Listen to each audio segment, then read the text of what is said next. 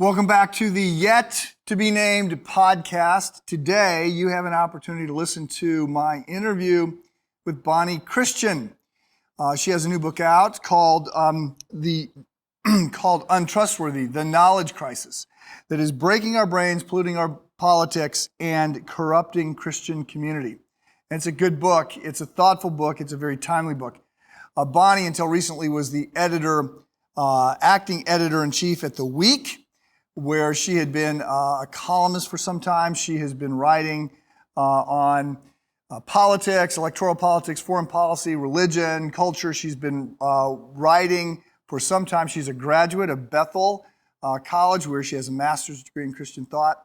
And the interview, as I think you'll hear, is looking at how it is that we know what we know and how the ground is moving beneath us and some of the implications of that. I think she's a very thoughtful contributor to this conversation, and I hope you enjoy the interview. Bonnie, thank you so much for being with us today. Appreciate your work, your book, and the various things that you've done. I've let the listeners know that you a column with Christianity Today. You were a freelancer. You had a column with The Week. You've written on foreign policy and electoral politics and culture and criminal justice and religion. And you are now out promoting your book, which I have marked up. Good sign. It's very dog-eared. I scribbled on lots of pages. That's a good sign. So anxious to chat with you. I guess the important thing to get to here, you're living in Pittsburgh. So are you a Pittsburgh Steelers fan? Unfortunately, no, I don't really watch any sports. My brother-in-law is a big fan, though. Does that count? Okay. Well, that's actually a good thing, because we are, as I come to you, we're just a couple miles from the Bears practice facility. So we'd have to have some smack talk about the Steelers if you were going to be waving the towel at me at some point. So, but you are, more seriously, you are a mom. You have twins, and how old are they, and how's that going? They are 3, and we are hopefully nearing the end of the potty training saga, and moving on to less gross things soon. Okay, well, I have brothers who are twins. I'm not a twin, but I have brothers that are 7 years younger than I am. They were the number 4 and 5. I was number 1. And I look back now and go, wow, my mom really had her hands full. Did not appreciate any of that. But twins were great. As an older brother, I loved having twins, but gave no thought to their potty training. Just so you were coming into town here, and that's why you came onto my radar a little while ago, and then I saw that you were coming into town for this Chicago Humanities Festival. You, Russell Moore, who's the new editor at CT, and David French, who's with the Dispatch, and all the many things that David French does. So you're coming in, and you're going to talk about the church and state and the information crisis. And I have to say, so when I saw that you'd written a book on the information crisis, the knowledge crisis, I was instantly, I ordered your book. That's all I needed to see. We are in a series. So this podcast fits into a series that we're doing this fall called How Do You Know? And it's part of a bigger thing, but there's a 6-week series with sermons and small group material and podcasts. And I've written a book on this, and we've got some guest lectures. D.A. Carson is going to be talking about biblical authority, and we've got Dana Harris talking about the formation of the Bible. So it's all looking at questions of authority and trust. Mm-hmm. And so your book, I assumed that the book that you had written was the book that I tried to write and couldn't, in part because I struggled on whether or not I could even use the word epistemology. And I decided that I could, but just very little. And I needed to write a book that the people who I am pastoring, I am not a writer, I'm not a columnist.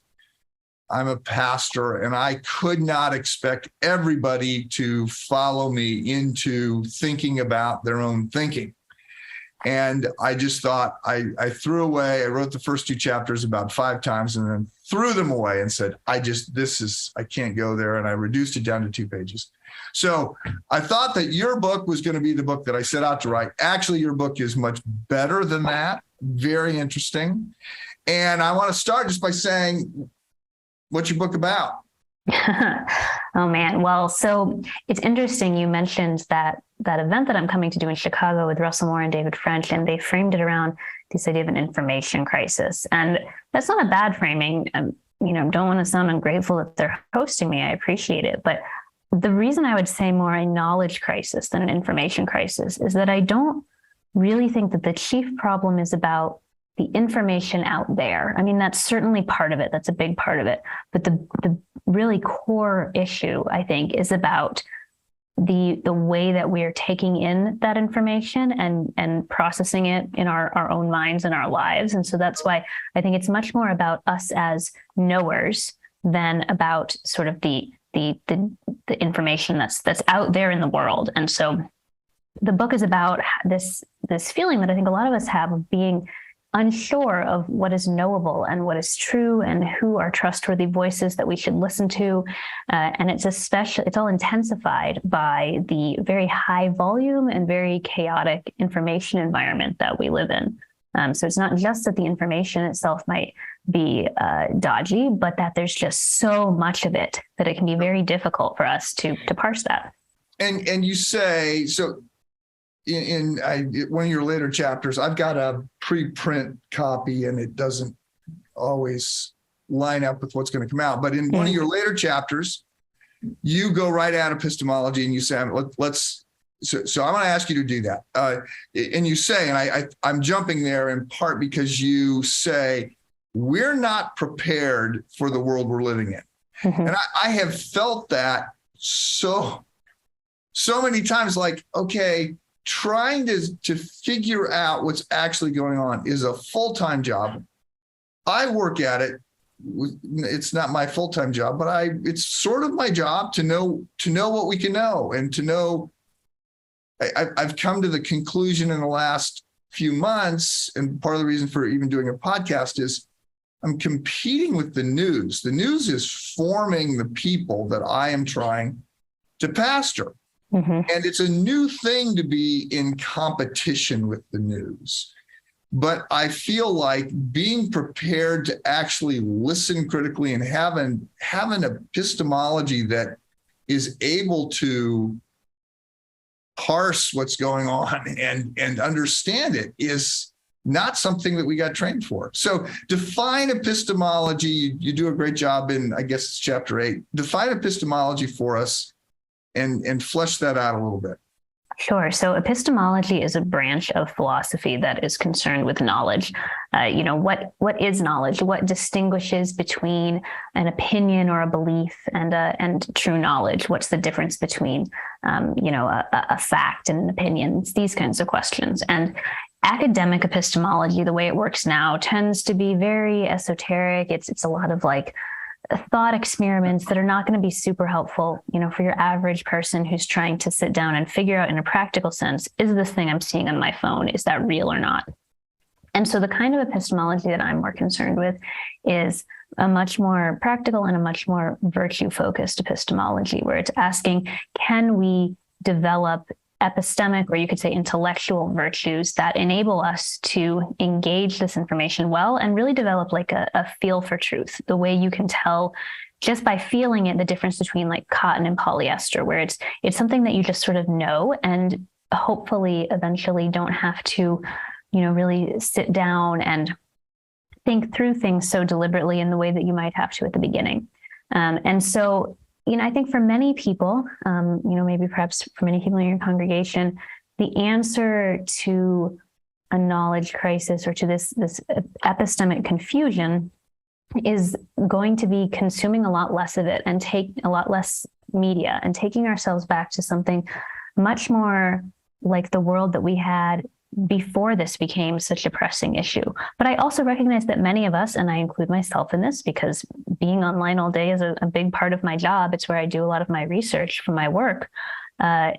We are not going to, cut ourselves off from technology. We're not going to become Luddites. We're not going to get rid of our smartphones probably. And so then the question becomes, all right, are you going to engage in this in an epistemically responsible manner, which means, are you going to actually think about the way that you're processing information, or are you just sort of going to dive in and let it all wash over you without being deliberate and intentional and about cultivating those virtues that help us do it well? So you talk about some of these habits and practices that are going to help people develop a sense of feel. Okay, Mm-hmm. Cotton, polyester. You also talk early on about the importance of community and all of that, which I thought was interesting and not something I've given much thought to, although it made perfect sense to me when you said lonely people are more susceptible to conspiracy theories or fake news or just to be misled or angry or whatever. Mm-hmm. So you write, obviously you write as a Christ follower, you talk about being part of a community of faith and a church, and some of the more recent epistemic crises that have hit us, and the community discernment process, or I guess what you write about is sort of the lack of a community discernment process. Mm-hmm. Talk a little bit more about that. Yeah, I think this is something that maybe as Protestants we're especially vulnerable to, because we want to say, like, we just rely on the Bible, but that sort of conceals a whole lot of details, right? Like, what does that mean? We're just going to rely on the Bible, and then what happens if we run into things in the Bible that we don't want to, that are not the conclusion that we want to come to? What do we have left at that point as a way to decide about things as a community?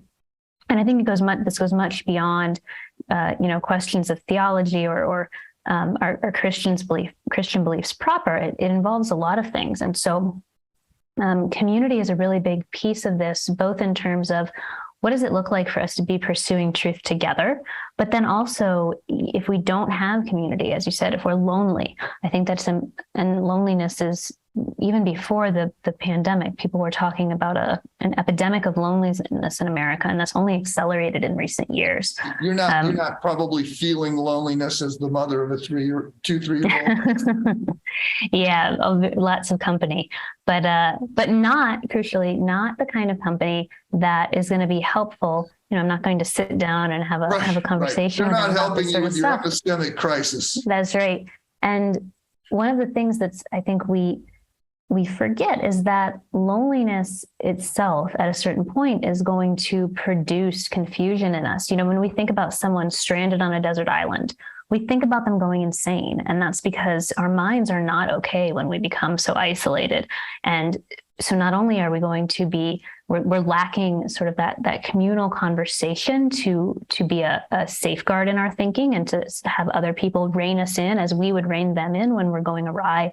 But also if we get desperate enough for community, we might go searching for it, and we might find a deceptive or misleading community because that's what's on offer. And we're so eager for friendship and for companionship that we just buy in. Right. Well, I think we've often seen that with cults, that what they're doing right is love and acceptance. Right? It's a community. I will be welcomed, and so I will go along with whatever you need to go along with in order to be affirmed. So you talk about all kinds of things that I want to get to in a minute. Again, fake news and cancel culture and the crisis of expertise and other things. Let me just push you for a second to frame this moment. So in the 2 chapters that I threw out of the book and reduced down to 2 pages in what I wrote, I said, there's basically, and again, this is a crass simplification, but there's basically 4 categories of truth. reason, revelation, tradition, and intuition. And I said, we can track sort of the rise and fall of these different categories of truth. And at the moment, reason is sort of on a downward trajectory, and intuition is on more of an upward trajectory. And people talk about my truth, my lived experience, and so they're looking inside themselves more. And I said, look, this just leads to the whole crisis of power and who's going to have power to get to force their way when we've got to get along. So that was my effort to frame this a little bit more historically. Do you want to say anything about how you have done it? Because obviously in your book, you talk a little bit about, well, we could talk about, rationalism versus empiricism versus, there's different ways this has been framed, but how do you try to help people understand this moment as opposed to, and not just that suddenly there's 500 news channels and they're micro fragmented. And so they're going to tell you exactly, they figured you out and the algorithm has figured you out. But there's things that are deeper than that, right? We're attracted to these things because we've already got a worldview that has been shaped by the culture and the decisions we made. How do you talk about that?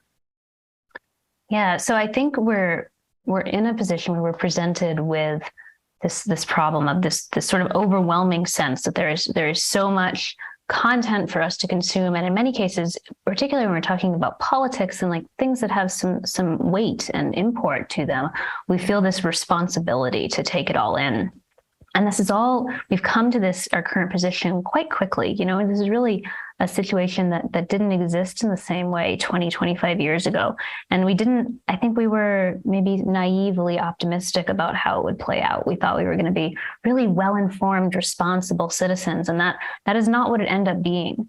And so we didn't prepare because we thought that we were moving into something good. And it turns out it's not just an unalloyed good that makes us better informed. And so I think where a lot of people land once they begin to feel overwhelmed in this sense is, on the one hand, many people will end up just hyper confident that they and their side of it, particularly when we're talking about politics, they and their side know the truth. They know what is right. Everyone else is not just wrong, but very possibly deliberately wrong and evil. And then many other people will end up in sort of they just give up. It's like, well, we can't know. I'm just going to, believe what sounds right to me. And maybe sort of drift into like a trollish behavior or an entertainment mindset where it doesn't really matter, like just think what you want to think. And so what I would argue is that we need to end up somewhere between that absolute certainty and that giving up, and to understand that objective truth does exist. And we are created by God as people who can seek and come to know truth. But that doesn't mean that you know it all right now, or that even ever in your lifetime that you're going to know it all. We're always going to have flaws and errors in our thinking. And so we need to be able to hold that tension of recognizing that there is truth to be known and that we are working towards knowing it, but that we and our communities and our loved ones may be very wrong about some things at any given moment without realizing it. And so that balance and that humility is really where I'm hoping people will land, instead of those extremes of certainty or apathy. Yeah. So this past weekend, we're recording this on a Friday. Mm-hmm. I think it'll drop next Tuesday. Maybe not. Anyway, this past weekend, I preached on John 18 to make the point we're living in a knowledge crisis, and it's getting worse, but there is truth. Jesus, the Jesus and Pilate interaction where Jesus says, I've come to justify the truth. And Pilate, truth. Yeah. Pilate had already been in some of those tedious, philosophical, backwater, never ending conversations. He clearly doesn't want to go there. But I said, look, John will open his gospel. In the beginning was the Logos. John will be reaching out to philosophers and saying, there is truth. There is the missing piece that you haven't been able to figure out. So we want to defend that, but at the same time, there has to be some humility, and we often do not see that. And and perhaps we don't see that with the news as much as anything right now. So let me push you there. So again, I just want to remind listeners, this is your day job. You have been a writer, you've been a reporter, you're now an opinion writer more than just a reporter. But the news business is broken in one sense. I think more people are saying it's troubled. And to some extent, news has always been challenging. As a reporter, you're under deadline. You can't get perfect information. You don't know everything you need to know to cover this story completely accurately. You're up against some of the pressures of back up 100 years ago, you're under some pressures because this is the person advertising and they're the biggest advertiser in town, and you can't really go after them. I mean, there's always been challenges, but now there's just a fundamental shift taking place. So I met with Steve Chapman. He's a Chicago Trib, graduated from Harvard in 1976, worked for the Chicago Tribune for 40 years, retired last week. And he said at one point there were 600 people working for the Trib, and now there's less than 100. He said 80% of our revenue came from car sales and job postings, job Classified, yeah. Mm-hmm. It's all gone. And he said, so now, as opposed to there being a bunch of reporters, there's not many. And furthermore, as opposed to just competing with, the News Herald and the Sun-Times, it's competing with everybody that's got an iPhone, because anybody can scoop him on a story and post something. And not everybody has the training as a journalist to know how to discern what's true. And you know that if you don't print the story, somebody else, because it's not verified yet, somebody else will, and they'll put in this salacious picture, or they'll use the most atrocious headline in order to grab clicks. And it's just a completely different job.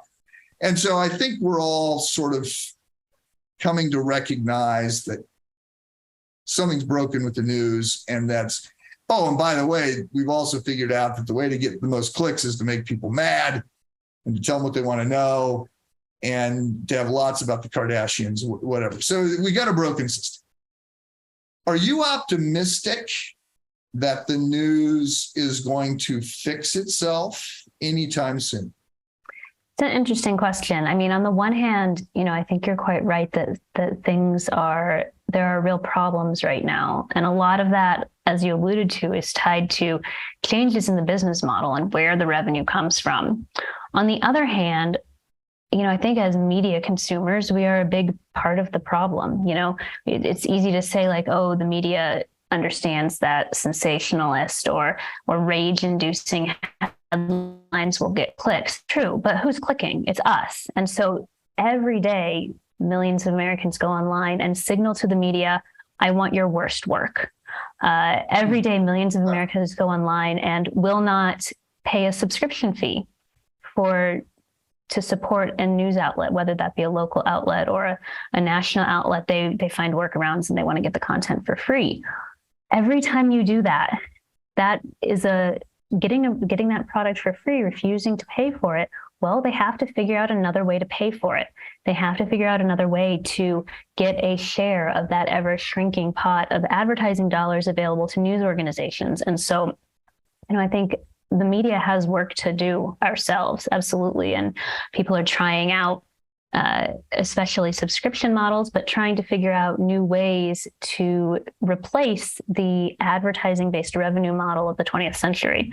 But as consumers, every time you click on one of those bad headlines, every time you jump a paywall, every time you signal that you do not value good journalism by reading bad journalism and by refusing to pay for good journalism, you are making the problem worse and giving us all of the wrong market signals. And so, yes, the product should improve, but the market is significantly responsible for the product that's supplied. Demand creates its own supply, and supply creates its own demand. There's fault on both sides, but the fact is that we as news consumers need to put our money where our mouths are. If we want better news, that's what we need to spend our money on. Fair enough. So I have I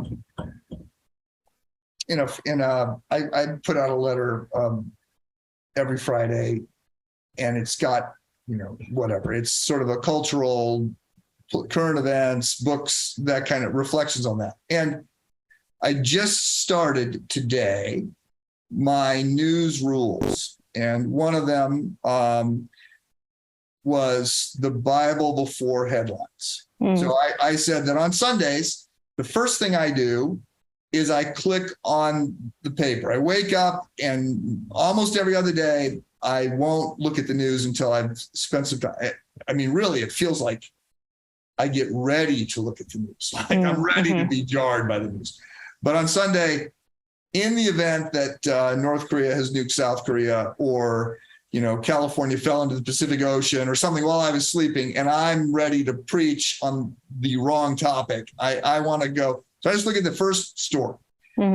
Because if California fell into the Pacific while I was asleep, that's the first story. So I just know, okay, change in plan, redo the service. Every other morning, read the Bible, get my head in the right space, remind myself of the gospel, sort of get ready to say, okay, God loves me, and everything is fine in heaven. Nothing has changed. Jesus is still seated at the right hand. What happened, and what are we going to deal with today? So that was the first rule. And you share something like that. I've written out 6 or 7 other rules. I'm inviting people to tone in or to chime in with their rules. You have, you say, and one of my rules, by the way, is pay for news. And I came to that conclusion about 3 months ago. I thought, I've got to have somebody out there that I trust, but I'm going to have to pay for that. And so I, almost as a conviction, I try to pay for some news. By the way, this is a shameless plug, but one of my boys started something called The Pour Over. I don't know that you would have heard of it, but he started it's a news summary service for millennial Christians. 7 stories, not liberal, not conservative. It is just objective. I'm just going to give you 7 stories. It's a little snarky. And he now has 250,000 people subscribed and I'm shamelessly plugging the pourover.com. You can sign up. So I think there's more people looking for that. What are your other news rules? You in your book, you talk about you want less is more, slower.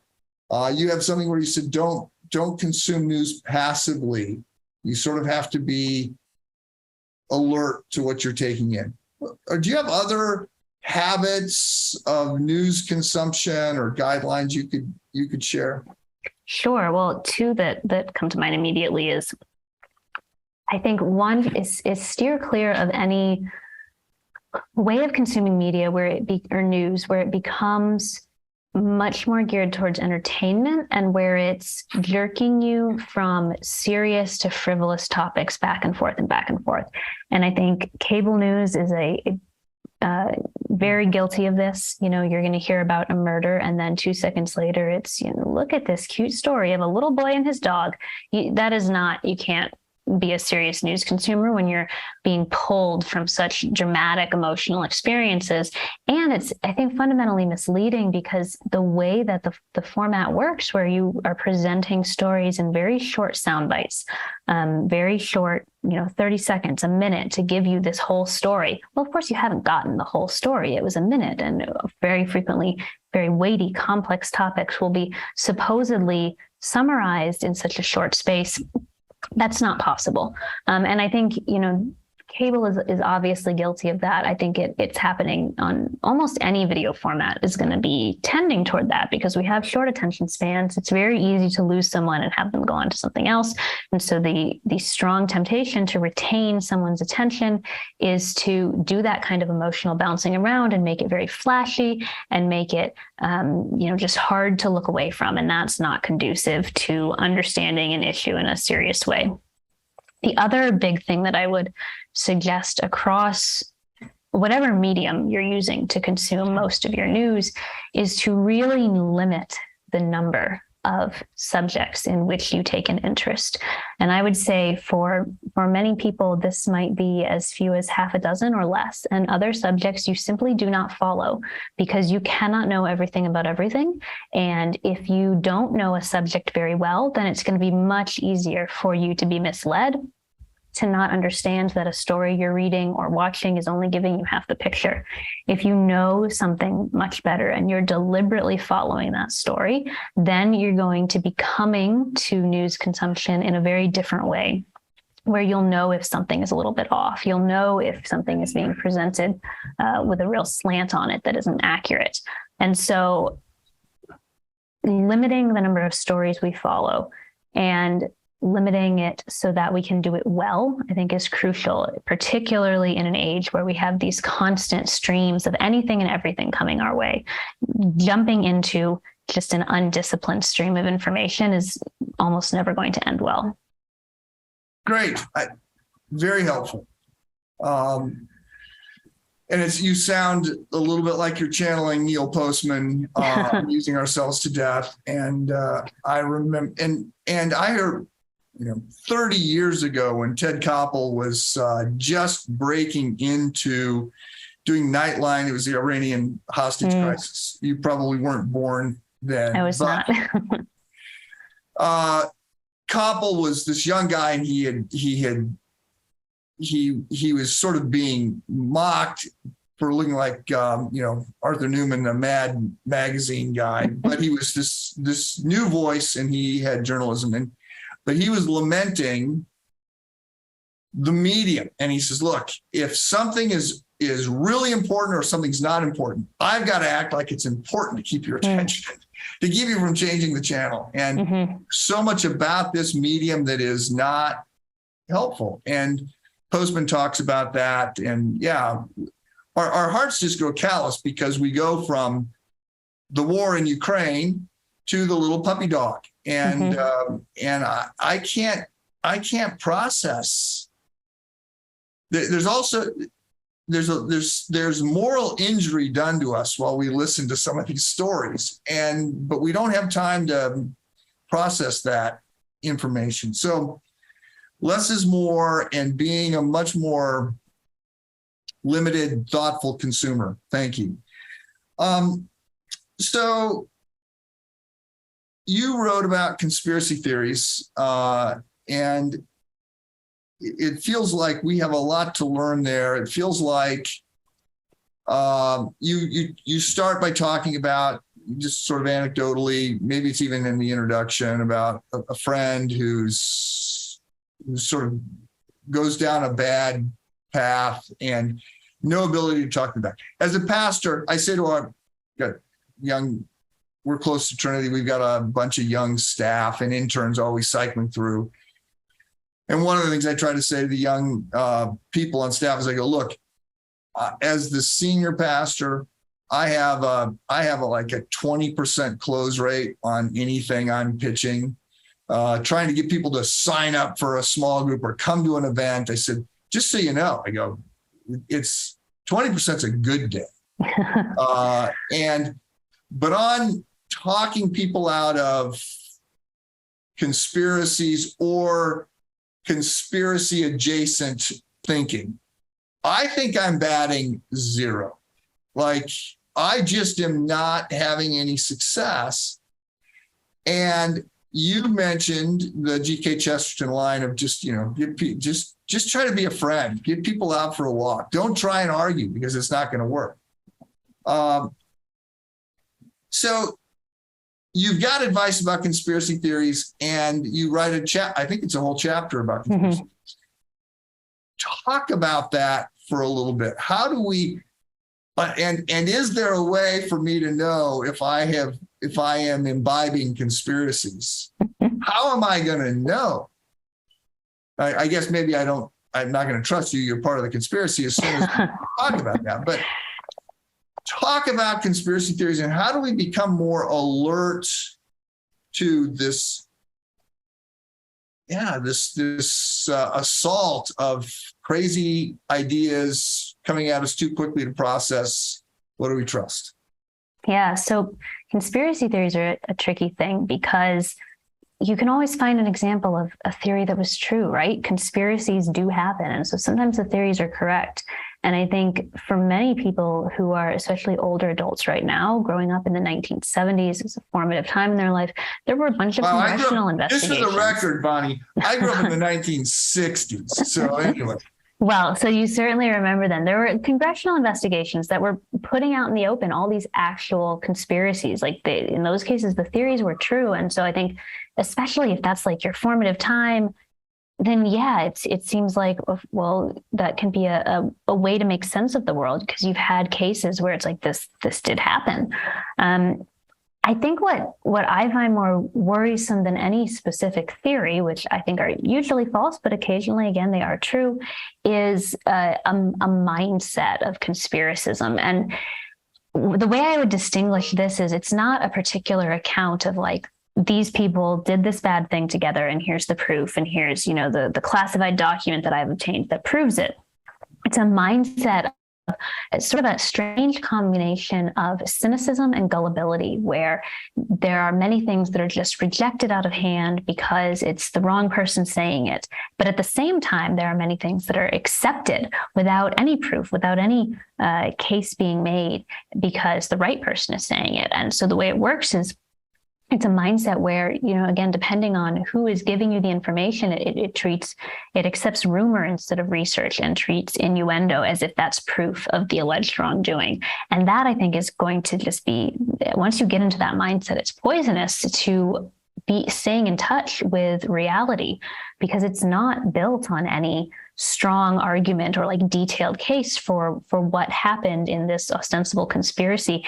It's just this nebulous thing. And it doesn't matter if any one detail or allegation is proven false. You just move on to the next thing because it's a framework for viewing the world, not a single theory. And that, I think, is a big part of why arguing doesn't work. Because number one, the details don't matter. Even if, as the person arguing with someone who's under sway of this mindset, even if you were able to get proof that everything they're claiming is wrong, which you'll never be able to because it's an infinite number of claims. But even if you did it, it doesn't matter. They can simply abandon all that and say, I still know they're bad people, and here's my new set of allegations. And so I don't think that we will ever really argue the vast majority of people out of a conspiracist mindset, out of believing all of these things. And that's frustrating. Like I fully agree that that's frustrating because it's certainly my inclination to try to argue with people who think like this. But in talking, and for that chapter, I interviewed several pastors who have seen this in their own communities, and talking with them beyond not arguing, they all agreed that arguing doesn't work and will never work. One of the, I think, really good questions that one of the pastors I spoke with raised was asking people to look at the fruits in their life of what their mindset and their behavior around conspiracism is doing. And, it requires a relationship, right? Like you can't just walk up to someone you've met 2 times and be like, so how's that working for you? Is it putting good fruits in your life? Because they're going to brush you off. They have no reason to listen to you. But taking G.K. Chesterton's advice of looking at doing other things in life with them, having a normal relationship, talking about your kids, your dogs, your jobs, whatever, maybe eventually that will give you enough of a relationship that puts you in a position to someday say, so, is this producing good fruits in your life? And if someone is in a relational context and in a space to hear that, I think they will be able to recognize that looking at the world this way does not produce good fruits. Yeah, I'm with you. I'm inclined. I am I am so humble. I believe I can talk sense into all these people, and but it's a moving target. I'm like, Yeah. wait. So 3 minutes ago, the government was so incompetent it couldn't do anything, and now They're evil masterminds. Yeah. Massive conspiracy that is so complicated. I was when I was a management consultant before I was a pastor, and I was doing I had a labor management negotiation that I was working on with a company, a large company, and the management was against something that, in this case, labor wanted to do, and labor kept advocating for it and advocating for it and advocating for it. And finally, my job was just to facilitate the discussion. I was to be neutral. Finally, management said, okay, we're going to give you this. And it was a lot of money. We're going to give you this. You get to do exactly what you want to do. Go do it. And labor did it, and it blew up. So labor leadership had a black eye. It blew up in the face of the rank and file, and the rank and file were furious. And labor leaders blamed management. And so we're in this meeting, and I said, look, I'm neutral here. I'm just facilitating, but I've been in all these meetings, and you can't throw management under the bus. They fought this for like 18 months, and then they finally gave you what you wanted, and it didn't work. Okay, it didn't work. You know what? We try things, they don't work. But now you're blaming them. And they said it was a conspiracy. They wanted us to do it. They played us. And I said, okay, look, the one thing I can tell you, I may get fired, but I've been in this room for 2 years. Management is not smart enough to pull off that conspiracy. Like, oh my goodness, that would require such incredible insight and timing and secrecy. Like, I don't know those people. Yeah, I mean, that's for myself. That's a big reason why I am generally skeptical of conspiracy theories, because people are not that good at things. People are not that competent. And especially when you talk about really large scale things that would involve hundreds or thousands of people, no one broke, no one spoke to the press, no one figured out a way that revealing this story could profit them personally. It's just not plausible. It's not how people are. Right. One of the things that led Colson to faith, Chuck Colson, Watergate hatchet man, to faith was the disciples keeping the story of the resurrection. He says, here's this ragtag group of, Keystone cops, and they're scared of their shadow, but then something happens and they're convinced, and they go to their death, right? Nobody recants. He said, I was part of a botched conspiracy. The most powerful people in the world with all kinds of advanced education, we couldn't keep our story straight for 2 weeks, and we all cut and run, and we all turned on each other. And he said, I know what this looks like. Yeah. There's no way these guys pulled it off. Yeah. So let's talk for a couple minutes here. I don't see the twins running around in the background. So either you've got great daycare, or your husband's there, or you're in a soundproof room. So let's talk for a little bit about cancel culture. I included something that you put, I can't remember what, a quote. I think it was another G.K. Chesterton quote about Father Brown and, just the whole idea of forgiveness, and that in his G.K. Chesterton's prime novels, Father Brown says, you don't have much of a forgiveness culture. And I mentioned that and sort of contrasted it negatively with cancel culture. And I got a sort of angry email back about, can't believe you're still pushing back on cancel culture. You're just, you're just a rich white guy with power, and so you don't understand the need for cancel culture, which I don't completely understand yet. But seems to me like perhaps cancel culture is burning out a little bit because it's starting to eat some of its own, but maybe not.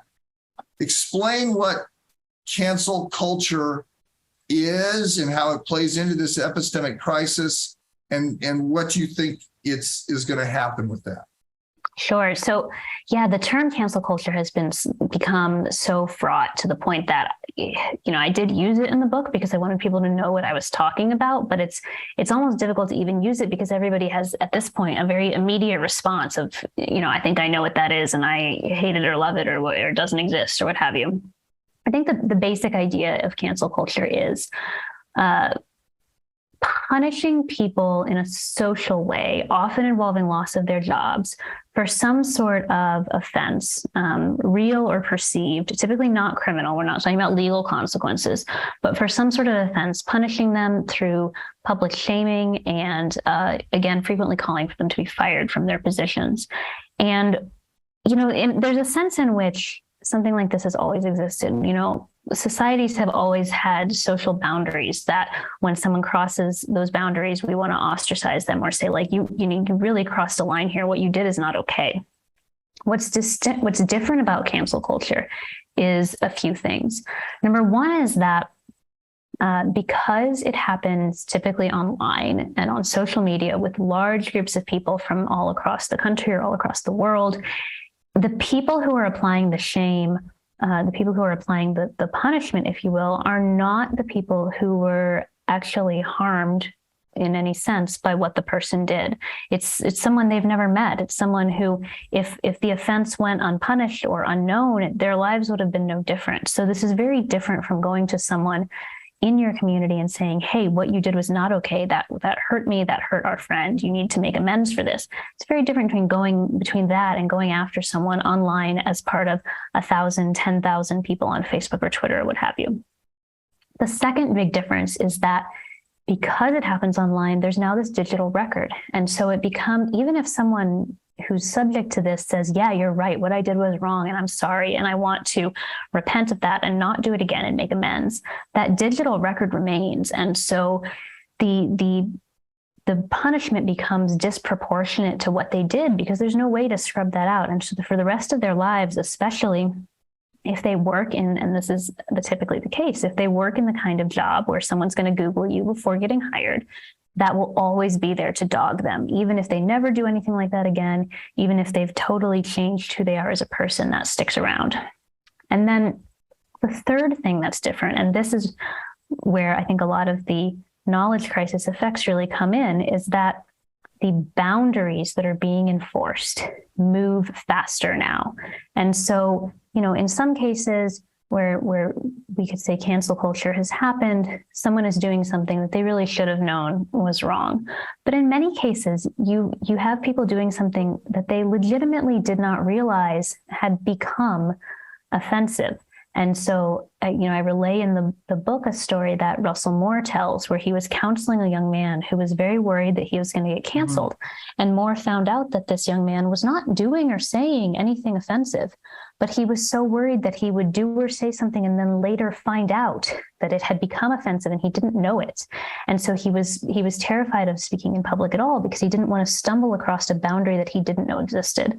And I think that fear of being caught unawares of accidentally doing something wrong and then it dogging you forever makes it very difficult.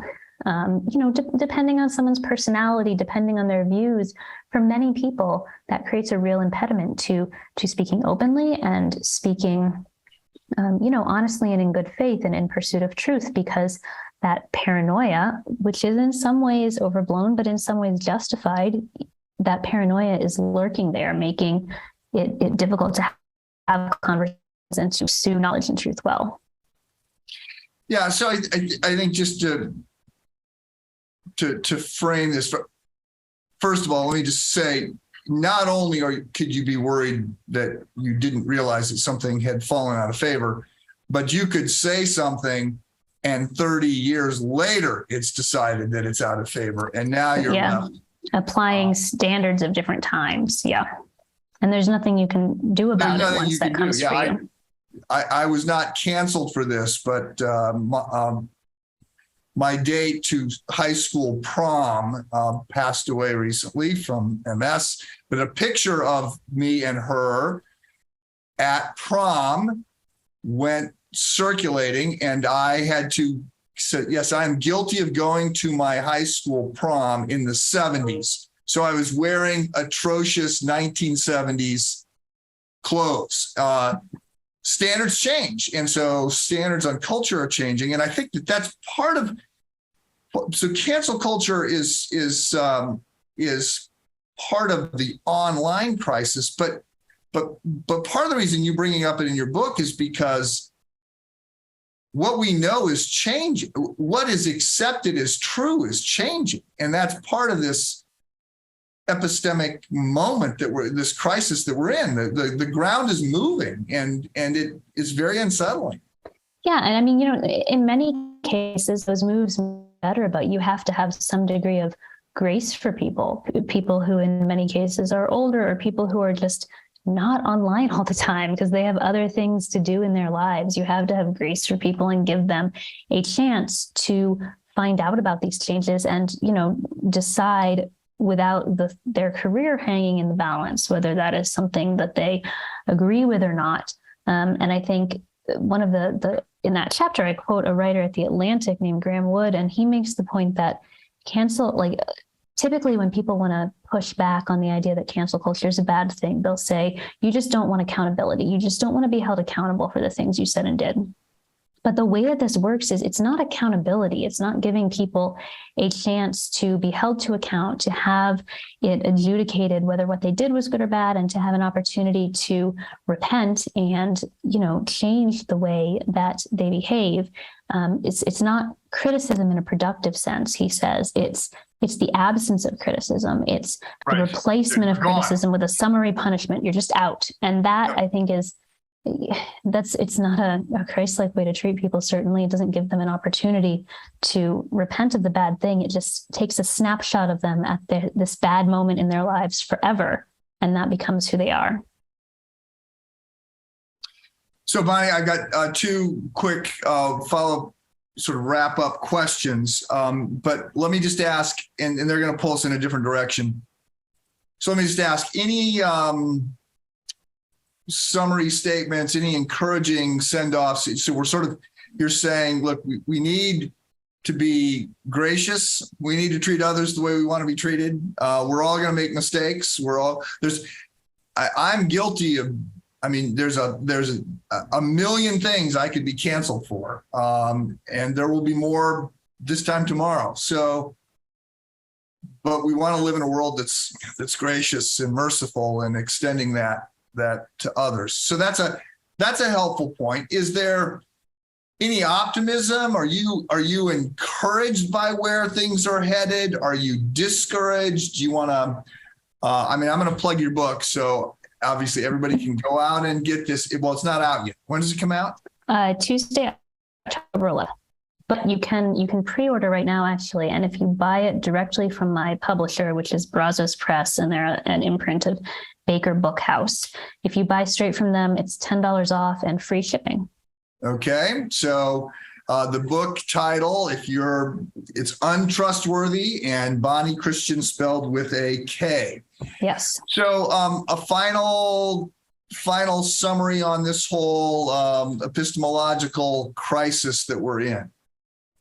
Yeah, well, so I think in a hopeful sense, one thing is that I think a lot of people recognize that we do have a problem in a way that, thinking back to maybe like 2012, 2015, we didn't really understand. We were the frog in the boiling water, and it hadn't gotten as hot yet. And I don't think we understood that we had a problem. Now I think a lot of people do understand that something has gone wrong. And, things like, was it your son or your son-in-law who has the Son, yeah, the summary service of the news, like demand for that sort of thing has really risen. The idea of, I want someone to present to me just a very quick, small summary of the news so that I don't have to read it all day long to feel informed. And so that kind of demand, I think, is a sign that people are they've recognized something's wrong. They've recognized, hey, maybe I do need some limits here. And that's a limit that people are reaching for. So I think that's hopeful. I do think, though, that we have a a long way ahead of us on this. We're still very new to the digital age, where in terms of the average person being able to be so involved in this kind of technology. And I think we still have a lot to figure out in terms of how can we reshape our habits and our attention to function in this to function in this in a Christ-like way, in a way that is not making matters worse. And certainly this book is hopefully my contribution toward making that progress. But I also think that for those of us who are adults now, this is probably something we'll struggle with our whole lives. I think that's just inevitable, but maybe perhaps we can take what we've learned from our own difficulties with this and the mistakes that we've made. Maybe we can use some established limits early on that we didn't have, establish limits early on for our children, and help them avoid some of the same pitfalls that have become so significant in our own lives. Okay. Thank you. Thank you for the book. And I highly recommend it to folks. Two questions here to close things out. What are you working on now? This is your second book. I'm assuming you're working on a third book. So I wish I'm sort of still casting about for that. I've got some interests and ideas, but nothing concrete yet. Hopefully within the next 6 months or so, we'll see. Okay. Well, what are you reading or what are you recommending? Whose book are you saying to people you need to get this? Oh man, well, I'm always recommending, and I recommended in my book, a book called The Common Rule by a guy named Justin Whitmel Early. That's where I got that rule we discussed of reading your Bible before turning to your phone. And he just takes a really practical approach. And I'm also about to read, he has a second book that is sort of a sequel, much more focused on family life. So the first one is really individual habits, and I'm really looking forward to this family focused one. It's about how can you incorporate, again, your children in habits of the household that help you keep on track and not get so sucked into a lot of the problems that we've been talking today. And I'm blanking on the name of his second book right now, but easy to find if you look up The Common Rule and Justin Whitmel Early. Okay, great. And on that, I have been recommending buying and giving to young families Andy Crouch's book, The Tech-Wise Family. I don't know if you've read that, but yeah, that's a great one. Is helpful just in how it's tech, it's not just information, but it's Okay, well, Bonnie, thank you so much for your work at CT, your work in other arenas. And I will just remind everybody that you have a chance to hear Bonnie. She is going to be speaking Saturday, October 29th, 5:30 to 6:30 at the Chicago Humanities Festival with Russell Moore and David French. And you can pick up her book, Untrustworthy: The Knowledge Crisis, Breaking Our Brains, Polluting Our Politics, and Corrupting Christian Community. That is by Bonnie Kristian, Brazos Press. Bonnie, thank you so much. Thank you. Thank you so much for having me.